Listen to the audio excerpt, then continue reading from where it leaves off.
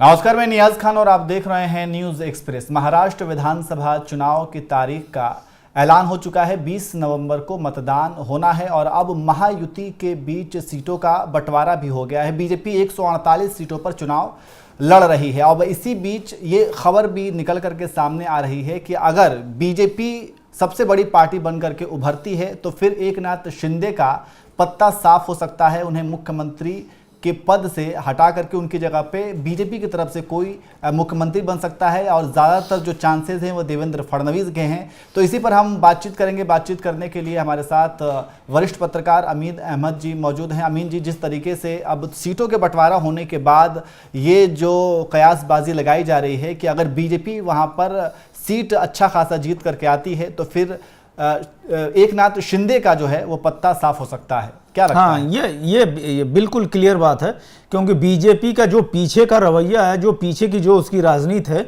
वो ऐसे ही कई स्टेट में जो है कई नेताओं को खत्म भी किया है और इस तरह की चीजें हैं। और सिंपल सी बात है कि जो बंटवारा हुआ है 148, 80 और 53 का और 52 का, इसके साथ साथ एक और भी कोलैबोरेशन की जो बात हुई है कि हमारे सिंबल पे आपकी पार्टी में लड़ेंगे, आपकी पार्टी का हमारे सिंबल पे नहीं लड़ेगा। तो ये भी एक अजीब सा देखने को मिल रहा है। शिंदे को समझ में नहीं आ रहा है कि वो करे तो करे क्या। अब तो ये एक तरह से एक मजबूरी सी बन गई है और मजबूरी में अब फंसते हुए नजर आ रहे हैं। और सभी अब धीरे धीरे ही सही, लेकिन सब कई पेपरों में कई सुर्खियां बन रही है कि एकनाथ शिंदे के ना इधर के रहे ना उधर के रहे, अब उनका बोरिया बिस्तर बंधना तय है। तो एक तो ये बात हुई। दूसरी बात, महाराष्ट्र विधानसभा चुनाव में जो है उद्धव गुट और महाविकास आघाड़ी गुट जो है ऐसे ही गद्दारी का ठप्पा लगा के जो है चुनाव लड़ रही है।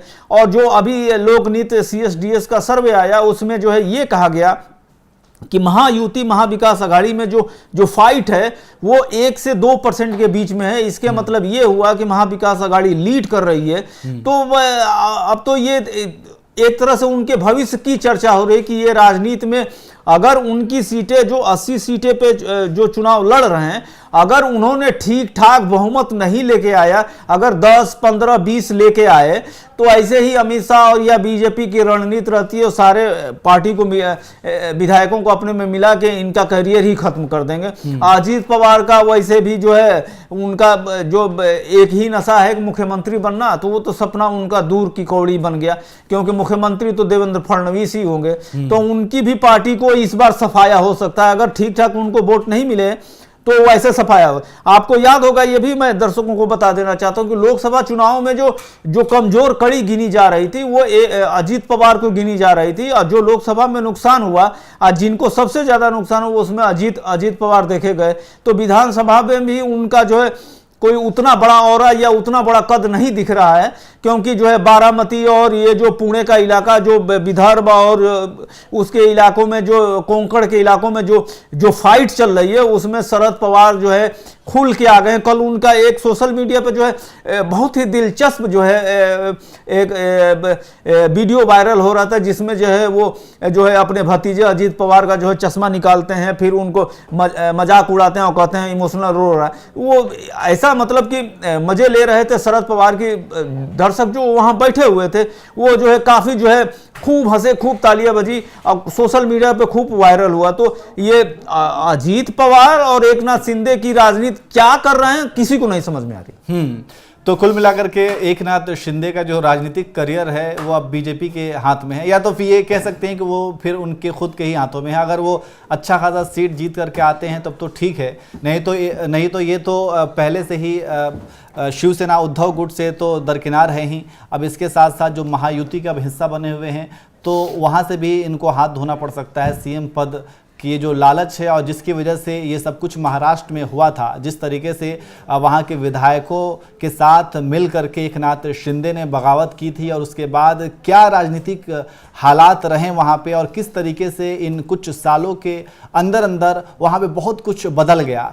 जो जो पार्टी, जो प्रधानमंत्री मोदी महाराष्ट्र में जाकर के जिसके लिए कहा करते थे कि इनको जेल में होना चाहिए, अब वो उन्हीं के साथ हैं और अब वो बिल्कुल पाक साफ हो गए हैं। और अब जो है कहीं ना कहीं और मुख्यमंत्री बनने का जो सपना है, जैसा कि आपने कहा कि वो दोनों का ही है, एक तो एकनाथ शिंदे तो हैं ही अभी जो जिनका पूरा हो गया, और वहीं दूसरी तरफ अब अजीत पवार हैं, और इनका सपना पूरा होता है या नहीं होता है ये तो समय बताएगा। लेकिन इसके साथ साथ अगर अमीन जी ये बात करें कि हमने महायुति के अंदर जो सीटों का बंटवारा हुआ उसमें तो आपने बताया कि किस तरीके से क्या सब कुछ हुआ है, लेकिन अगर हम महाविकास आघाड़ी की बात करें तो उसमें भी कांग्रेस जो है 102 पर लड़ रही है और शिवसेना यूबीटी है 96 पे और एनसीपी है 86 पे।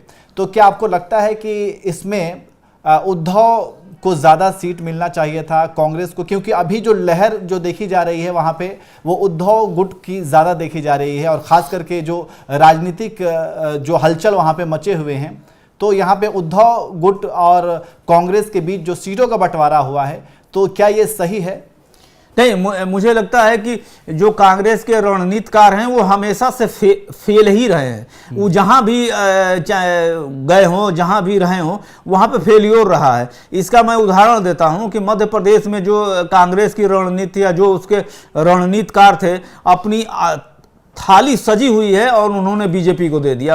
आप उसके बाद वो तो दूर की बात है, 2023 की बात है, एक साल के अंदर मतलब 6-7 महीने के अंदर हरियाणा में अभी चुनाव हुआ, उसका नतीजा ये हुआ कि जो है हारी हुई बाजी फिर हार के चली गई। तो ये कांग्रेस के रणनीतिकार हैं।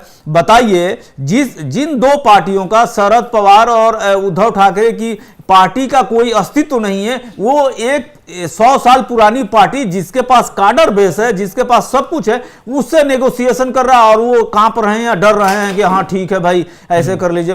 तो ये एक तरह से नेगोशिएशन है। चलिए ठीक है, ये भी बात है कि कांग्रेस के रणनीतिकार ये भी सोचे होंगे कि हमारा गठबंधन टूटना नहीं चाहिए, अगर टूटता है तो बीजेपी का आना ये भी अच्छी बात है, पॉजिटिव थिंकिंग है, तो ये भी ठीक है। लेकिन हाँ, ये देखा जा सकता है कि जो बाद में क्या होता है, जो पहले से जैसे कहा जाता है कि भारतीय राजनीति के जो दिग्गज राजनीतिज्ञों में से एक हैं शरद पवार, जो बहुत बड़े घाघ माने जाते हैं, वो कैसे चीज़ों को मैनेज करते हैं कि जिनके पास कोई वो नहीं है, पार्टी का सिंबल नहीं है, चुनाव आयोग ने छीन लिया, कुछ नहीं है, फिर भी वो दोनों को अपने साथ मिला के खुद जो है वहाँ का नेता बने हुए।